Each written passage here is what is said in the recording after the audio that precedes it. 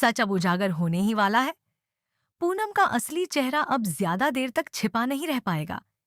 Inspector के हाथ एक निर्णायक सबूत लग चुका है। क्या सचमुच शीतल और पलक दोनों की हत्या के पीछे पूनम ही है? इस चौंका देने वाले एपिसोड में घटनाएं ऐसा मोड़ लेती हैं कि हर कोई हैरान रह जाता है। एपिसोड का सबसे बड़ा ट्विस्ट यहीं से शुरू होता है। इंस्पेक्टर उस नीली साड़ी के बारे में और गहराई से जानकारी जुटाने लगता है। वह उन सभी लोगों की एक विस्तृत सूची तैयार करता है जिन्होंने पिछले कुछ सालों में वैसी ही साड़ी खरीदी थी। जब सूची उसके सामने आती है तो एक नाम देखकर सबकी सांसें थम जाती हैं। पूनम। हाँ, रिकॉर्ड के अनुसार पूनम ने 2 साल पहले ठीक वही साड़ी खरीदी थी। इंस्पेक्टर बिना समय गंवाए सीधे पूनम के घर पहुंचता है। वह सख्त लहजे में पूछता है, आपने यह साड़ी कब खरीदी थी? पूनम अचानक घबरा जाती है। उसके चेहरे का रंग उड़ जाता है। वह हकलाते हुए कहती है, वो मुझे याद नहीं। इंस्पेक्टर शांत लेकिन तीखे स्वर में जवाब देता है, आपको याद नहीं, लेकिन दुकानदार के रिकॉर्ड में आपका नाम साफ दर्ज है। और सबसे दिलचस्प बात यह है कि यही साड़ी हॉस्पिटल के सीसीटीवी फुटेज में दिखी थी, उस औरत के शरीर पर जो शीतल के कमरे के पास देखी गई थी। यह सुनते ही पूनम की आंखें फैल जाती हैं। वह तुरंत सफाई देती है, इंस्पेक्टर साहब, मैं उस दिन हॉस्पिटल गई ही नहीं थी, मैं घर पर थी। इंस्पेक्टर अगला सवाल दागता है, कोई गवाह है जो यह साबित कर सके? पूनम कुछ पल चुप रहती है, फिर कहती है, पिंकू के पापा वो घर पर थे। इतने में पिंकू के पापा भी वहां आ जाते हैं। इंस्पेक्टर उनसे पूछता है, क्या पूनम उस दिन पूरे समय घर पर थी? पिंकू के पापा सोच में पड़ जाते हैं और कहते हैं, मुझे ठीक से याद नहीं, मैं तो उस समय पलक को ढूंढने में लगा हुआ था। अब इंस्पेक्टर के सामने तस्वीर साफ होने लगती है। वह गंभीर आवाज में कहता है, मुझे लगता है पूनम, पलक और शीतल दोनों की मौत के पीछे आप ही हैं। आपको पलक से जलन थी क्योंकि पिंकू के पापा अभी भी उसे याद करते थे, और शीतल से इसीलिए नफरत थी क्योंकि उसकी वजह से रूही की शादी तय हो रही थी, जिसे आपकी बेटी जूही का रिश्ता होने का मौका खत्म हो रहा था। पूनम गुस्से और घबराहट में चिल्ला उठती है, यह सब झूठ है, मैंने कुछ नहीं किया।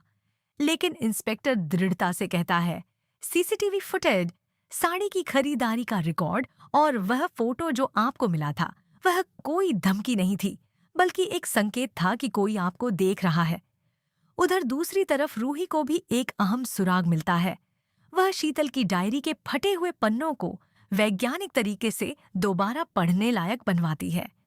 उन पन्नों पर साफ लिखा होता है, पूनम मुझे मारना चाहती है। उसने धमकी दी है कि अगर मैंने नाहर से शादी की तो वह मुझे जिंदा नहीं छोड़ेगी। रूही तुरंत यह डायरी इंस्पेक्टर को सौंप देती है। इंस्पेक्टर कहता है, अब हमारे पास पूरा केस है, यह एक सुनियोजित हत्या की साजिश है। फिर भी पूनम लगातार अपने आप को बेगुनाह बताती रहती है। तभी एक और बड़ा खुलासा होता है। लैब से रिपोर्ट्स आती है कि जिस लाश को पलक समझा जा रहा था, उसका डीएनए मैच नहीं कर रहा, यानी वह पलक की लाश थी ही नहीं। इंस्पेक्टर चौंक जाता है, तो पलक कहाँ है? सबके मन में यही सवाल उठ रहा होता है कि तभी पूनम के घर की ओर से एक आवाज आती है। पिंकू के पापा दौड़ते हुए चिल्लाते हैं, पलक यहाँ है। सभी लोग तेजी से उनके पीछे भागते हैं। वहां पहुंचकर वे देखते हैं कि पलक सचमुच जिंदा है, लेकिन बेहद कमजोर और घायल हालत में। कांपती आवाज में पलक कहती है, पूनम ने मुझे कैद करके रखा था। पुलिस तुरंत तहखाने में जाती है। वहां एक छोटी अंधेरी कोठरी मिलती है जहां पलक को बंद रखा गया था। सालों से छिपा हुआ पूनम का असली चेहरा अब सबके सामने आ चुका था। इंस्पेक्टर पूनम को गिरफ्तार करते हुए कहता है, आपको न केवल हत्या की कोशिश बल्कि अपहरण और प्रताड़ना के आरोप में भी गिरफ्तार किया जाता है। पूनम रोने लगती है, मैंने यह सब अपने परिवार के लिए किया। इंस्पेक्टर गुस्से में कहता है, परिवार के लिए? आपने एक औरत को सालों तक कैद रखा और दूसरी को मारने की कोशिश की। यह अपराध है, प्यार नहीं। पलक को तुरंत अस्पताल में भर्ती कराया जाता है।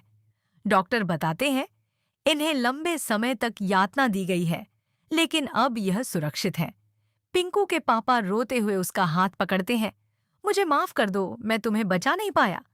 पलक हल्की मुस्कान के साथ कहती है, तुम्हें कैसे पता चलता? पूनम बहुत चालाक थी। उसने सबको यकीन दिला दिया था कि मैं मर चुकी हूं। इधर इंस्पेक्टर अदालत में सारे सबूत पेश करता है। जज नाहर को तुरंत रिहा कर देते हैं और कहते हैं, आप निर्दोष हैं। नाहर बाहर आते हैं और रूही उन्हें गले लगा लेती है। दोनों की आंखों से आंसू बहने लगते हैं। बिट्टू भी दौड़ कर आता है और नाहर उसे सीने से लगा लेते हैं। दादी अब भी अस्पताल में है, लेकिन उनकी हालत स्थिर है। जब नाहर उनसे मिलने जाते हैं तो दादी आंखें खोलकर कहती हैं, बेटा तू आ गया। नाहर भावुक होकर कहते हैं, हाँ दादी, सब ठीक हो जाएगा। दादी मुस्कुराकर कहती हैं, मुझे पता था तू बेगुनाह है। जांच में यह भी सामने आता है कि रोमल ने पूनम की मदद की थी। उसे भी गिरफ्तार कर लिया जाता है। अवनी टूट जाती है, लेकिन रूही उसका साथ देती है और कहती है, हम तुम्हारे साथ हैं। स्पर्श के बारे में भी सच्चाई सामने आती है। पूनम ने उसका फोन चुराकर नाहर को कॉल किया था ताकि शक नाहर पर जाए। स्पर्श पूरी तरह निर्दोष साबित होता है। जेल में बैठी पूनम सोचती रहती है कि उसकी सारी योजनाएं कैसे नाकाम हो गईं। उसे अपनी बेटी जूही की याद आती है। मैंने सब तेरे लिए किया जूही, लेकिन अब तू मुझसे नफरत करेगी। अंतिम सुनवाई में अदालत पूनम को आजीवन कारावास की सजा सुनाती है। रोमिल को 10 साल की सजा मिलती है। दोनों को जेल भेज दिया जाता है। धीरे धीरे नाहर का परिवार फिर से सामान्य जीवन की ओर लौटने लगता है। पलक स्वस्थ होकर अपने बेटे पिंकू से मिलती है। पिंकू पहले हिचकता है, लेकिन फिर अपनी असली माँ से लिपट जाता है। रूही और नाहर अपनी जिंदगी नई शुरुआत के साथ आगे बढ़ाते हैं। बिट्टू भी शीतल की मौत के दुख से धीरे धीरे उबरने लगता है। दादी अस्पताल से घर लौट आती है और पूरा परिवार मिलकर नई खुशियों का स्वागत करता है। नाहर कहते हैं, यह सब रूही की वजह से संभव हुआ। उसने हार नहीं मानी और सच को सामने लाया। रूही विनम्रता से मुस्कुराती है, मैंने बस अपने पति पर भरोसा किया।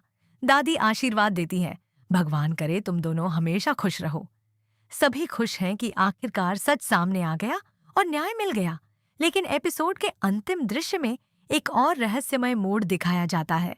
जेल में पूनम को एक पत्र मिलता है। उसमें लिखा है, मैं तुम्हें बाहर निकालूंगा, इंतजार करो। पत्र पर कोई नाम नहीं होता।